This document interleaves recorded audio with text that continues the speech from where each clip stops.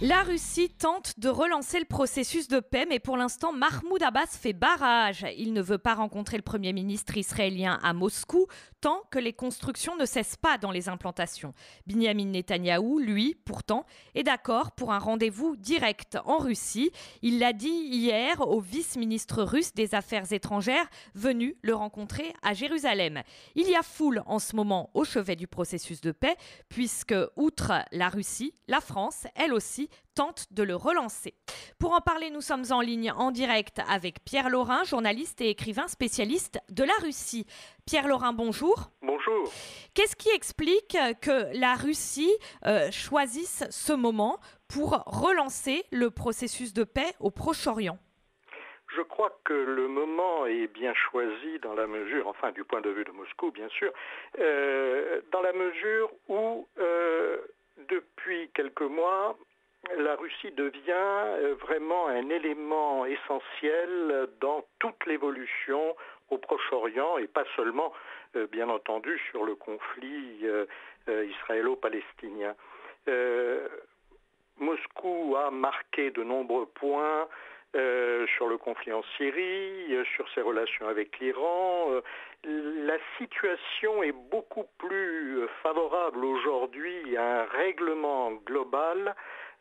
Bien sûr, le règlement global est très loin, mais elle est beaucoup plus favorable aujourd'hui qu'elle ne l'était il y a quelques mois, au moment où la situation en Syrie était vraiment très compliquée et où on pensait qu'il risquait d'y avoir des problèmes graves entre l'Arabie saoudite et l'Iran.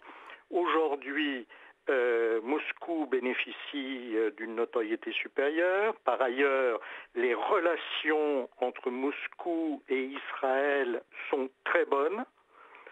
Elles sont un tout petit peu moins bonnes entre Moscou et l'autorité palestinienne, simplement parce que c'est un jeu de balance et d'équilibre. Si il y a un rapprochement avec une partie, forcément l'autre partie n'est pas très contente. Mais n'empêche que la Russie a toujours entretenu de très bonnes relations avec les Palestiniens. Et aujourd'hui, elle est en mesure effectivement, et peut-être beaucoup plus que la France, de servir d'intermédiaire et d'engager un dialogue, de permettre à un dialogue de s'engager entre Israël et l'autorité palestinienne. Qu'est-ce qui fait la force de la Russie sur ce dossier par rapport à la France que vous venez de citer à juste titre, puisque Paris tente aussi de relancer le processus de paix ?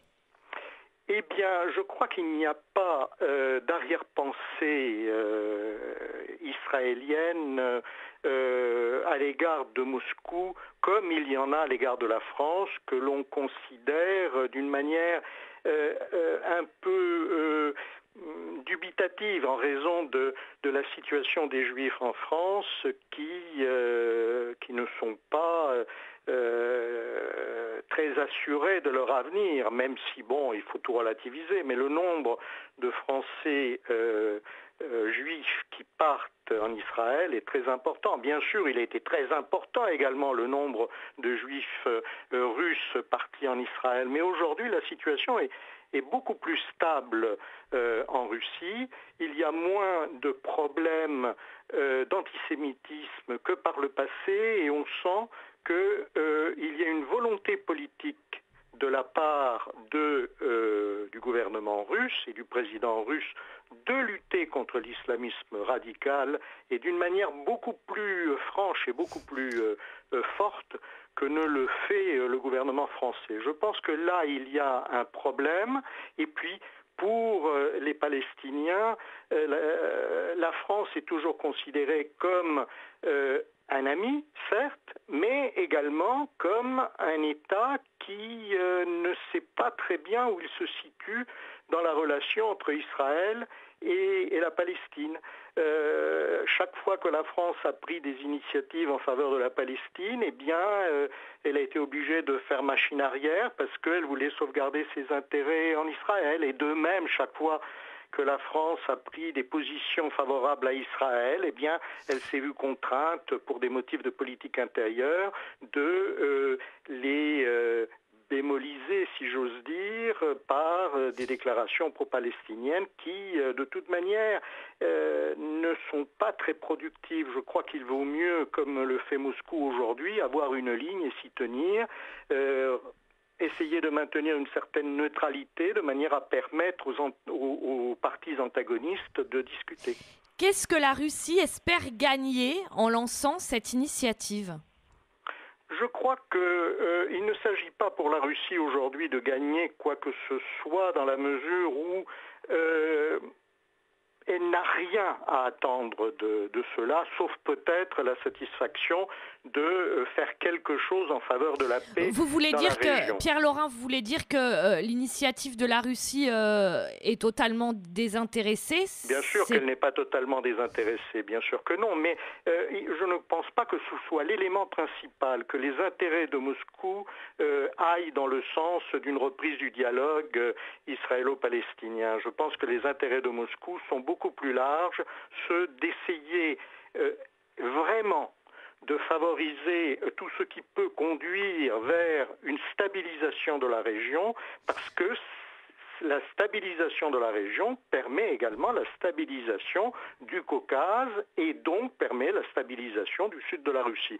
Donc effectivement, il y a un intérêt, mais ce n'est pas un intérêt à court terme, ce n'est pas un intérêt d'image du gouvernement russe. Je pense que Moscou, depuis longtemps d'ailleurs, mène une stratégie cohérente au Moyen-Orient, et cette stratégie cohérente s'inscrit sur la durée, c'est-à-dire que les gains à court terme sont exclus, même si effectivement la Russie a tout intérêt à apparaître comme un élément de stabilité et de paix dans la région, plutôt que comme un fauteur de troubles, comme essayent de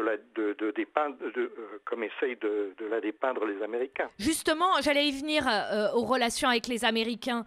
Cette initiative de la Russie intervient au moment où il y a beaucoup de tensions avec Washington sur le dossier syrien. Est-ce que ce n'est pas aussi une opération de communication pour la Russie, pour lui permettre d'avoir une meilleure image, puisque c'est l'un des derniers régimes qui soutient le président Bachar al-Assad en Syrie? C'est difficile à dire, c'est-à-dire le lien que vous faites est peut-être avéré, mais il est très difficile de le déterminer, simplement parce que ce sont des processus dans le long terme. En ce qui concerne Bachar el-Assad, il n'y a pas bien entendu que la Russie qui le soutient, il y a également l'Iran, il y a d'autres pays, mais... pas des pays qui ont une très bonne image au niveau démocratique, au niveau international. Bien entendu, mais la question, comme l'a dit à plusieurs reprises le président Poutine, ce n'est pas de savoir ce qui est bon ou qui est mauvais, c'est de savoir ce que l'on va mettre à la place. Alors si c'est changer Bachar el-Assad pour mettre Daesh ou le front al-Nusra qui est devenu Fatah al-Sham, je ne pense pas que le bénéfice soit très, très important. Mais le bénéfice, excusez-moi, pour en revenir à ce qui nous concerne, oui, même si la Syrie c'est intéressant, le bénéfice pour la Russie à relancer le processus de paix par rapport aux négociations actuelles avec les Américains sur la Syrie, est-ce que ça peut jouer un rôle ? Honnêtement, je ne pense pas que ça joue un rôle parce que, d'une certaine manière, c'est un irritant pour les Américains de perdre la main sur le conflit israélo-palestinien. Mais les Américains, en ce moment, ne font pas grand-chose sur le conflit israélo-palestinien. Oui, justement, c'est ça le problème. Mais ce n'est pas parce qu'eux ne font pas grand-chose, en raison de la campagne électorale, du fait que Barack Obama termine son deuxième mandat et ne peut plus engager réellement une politique.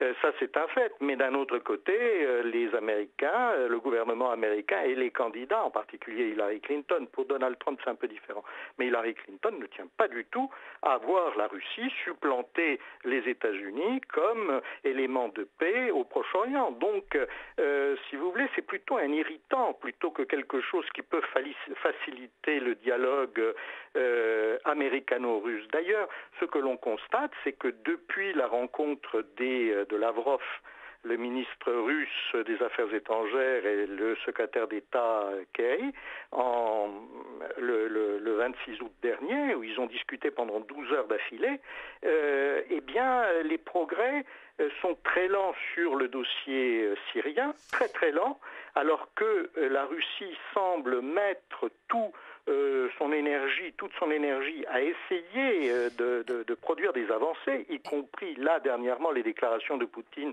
au G20 en Chine, alors que les États-Unis semblent freiner, c'est-à-dire chaque fois qu'il y a un responsable de la Maison-Blanche qui dit oui, on progresse, il y a des responsables du département d'État ou du Pentagone qui disent non, la situation est bloquée.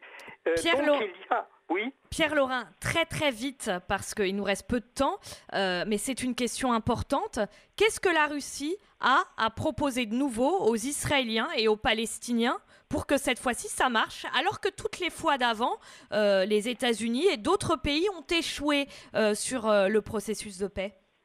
Je crois que la seule chose que la Russie peut proposer, c'est une médiation honnête, c'est-à-dire essayer d'engager un dialogue qui ne soit pas biaisé. Et je pense que Mahmoud Abbas, s'il hésite à aller à Moscou, c'est très bien parce que, c'est très bien que dans un dialogue honnête, il ne pourra pas jouer de la victimisation permanente et il ne pourra pas jouer des uns contre les autres puisque le médiateur, par définition, sera réellement à l'écoute des deux.